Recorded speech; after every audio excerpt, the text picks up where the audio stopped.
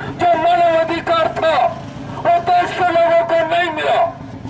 ये मानवाधिकार डॉक्टर का है, इंजीनियर का है, वकील का है,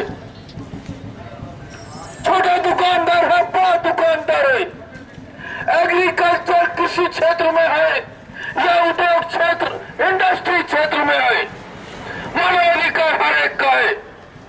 और ये जन्मसिद्ध अधिकार है।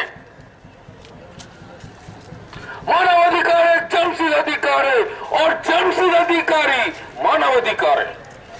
Human right is birth right, birth right is human right. जब यह बात कही जाती है और हमारे जब भारत के संविधान की रचना करी गई तो हमारे संविधान में धारा 1235 तक आर्टिकल 1235 तक मानवाधिकार ह्यूमन राइट की बात करी गई। और हम लोग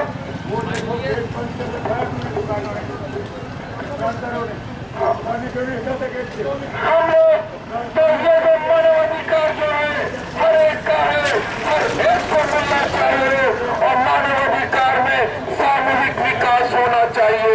ऐसा विकास